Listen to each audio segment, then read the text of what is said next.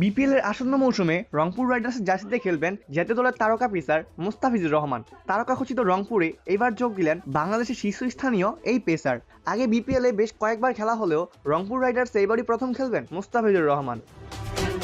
BPL এর আসন্ন মৌসুমকে সামনে রেখে দল সাজাতে শুরু করে দিয়েছে ফ্রাঞ্চাইজিগুলো। হেভিওয়েট রংপুর রাইডার্সও দলে ফেরাচ্ছে একের পর এক তারকা ক্রিকেটারকে। পাকিস্তানের খুশদিল শাহ, ফাহিম আশরাফ, আকিব জাভেদ, ইংল্যান্ডের ডেভিড মালান, ওয়েস্ট ইন্ডিজের কাইল মায়ার্স, বিপিএল এর মঞ্চে পরীক্ষিত ক্রিকেটারদের দলে টেনেছে রংপুর রাইডার্স। এবার দেশি ক্রিকেটারদের পক্ষে মুস্তাফিজুর রহমানকে দলে নিয়েছে রংপুর রাইডার্স। বিপিএল এর পরের আসরে খেলবে 5 দল: Rangpur Riders, Dhaka Capitals, Chattogram Royals, Sylhet Titans এবং রাজশাহী ওয়ারিয়র্স। এর মধ্যে সবচেয়ে পুরনো দল রংপুর রাইডার্স। এর আগে একবার বিপিএল এর শিরোপা জিতেছে রংপুর। বিপিএল এর গত কয়েক আসরে প্লে অফে নিয়মিত মুখ রংপুর রাইডার। সর্বশেষ আসরে হয়েছিল চতুর্থ। তার আগের আসরের তৃতীয়। বিপিএল এ ভালো করে গায়ানার গ্লোবাল সুপার লিগেও খেলার সুযোগ পায় রংপুর রাইডার্স।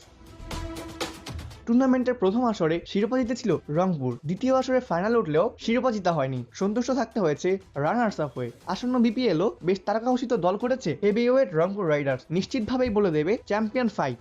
অপূর্ব দাস, প্লেভাস নিউজ।